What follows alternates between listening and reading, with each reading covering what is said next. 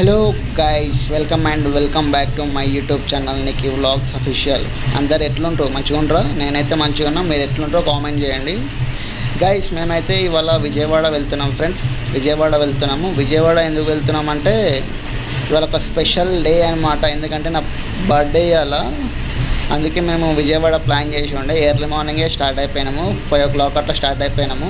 ఎందుకంటే ఈ సమ్మర్ కదా, సమ్మర్లో ఎర్లీగా స్టార్ట్ అవుతేనే కొంచెం మంచిగా ఉంటుంది.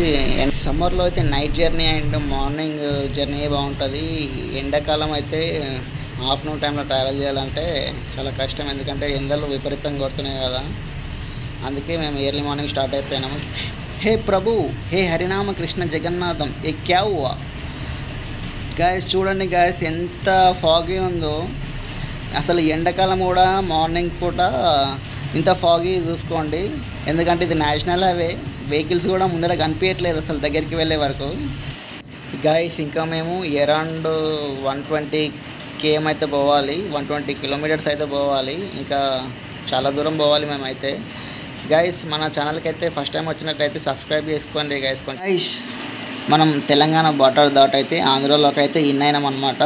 ఇన్ అయిన తర్వాతకి మేము టిఫిన్ చేద్దామనేసి బండి సైడ్కి అయితే ఆపేసిన.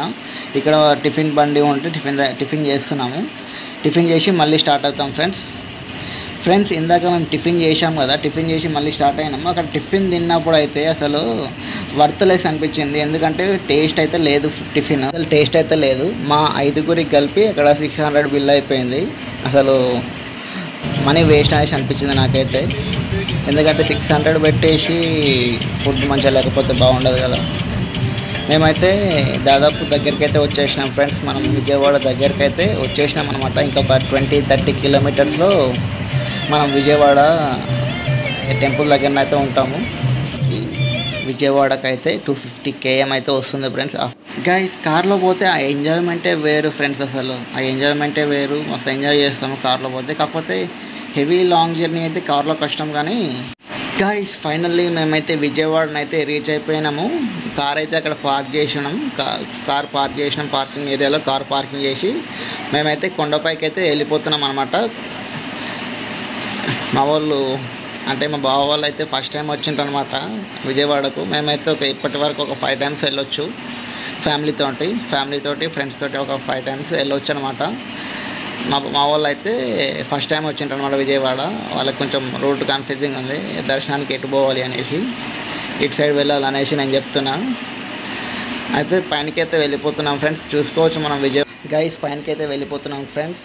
ఫోన్స్ అలౌడ్ ఉండదు కాబట్టి ఫోన్స్ కిందనే ఇచ్చేసి పైనకైతే వెళ్తున్నాము. గైస్ మా దర్శనం అయితే కంప్లీట్ అయిపోయింది. మేమైతే అన్ని ఫోన్స్ అక్కడ పెట్టేసి ఒక ఫోన్ అయితే తీసుకొని వచ్చినాం వాళ్ళకి తెలియకుండా. దర్శనం అయితే కంప్లీట్ అయిపోయింది. అమ్మవారు మంచిగా దర్శనం ఇచ్చిండ్రు. పబ్లిక్ కూడా ఏమంత లేరు ఫ్రెండ్స్, అంత పబ్లిక్ ఏం లేరు. పైన పోయినాకనే మేము క్యూ అయితే ఉంది, కానీ కిందనైతే క్యూ అయితే ఏం లేదు అసలు. అమ్మవారు అయితే మంచిగా దర్శనం ఇచ్చిండ్రు. చూసుకోవచ్చు కొండ దిగేసి ప్రకాశం బ్యారేజ్ అనేసి అంటుండే మా బావాలు. ప్రకాశం బ్యారేజ్కి అయితే వచ్చేసినాము. బ్రిడ్జ్ మీదనైతే ఉన్నాం ఫ్రెండ్స్. ఇక్కడ చూసుకోవచ్చు మనం ప్రకాశం బ్యారేజ్, కృష్ణానది చూసుకోవచ్చు గైస్.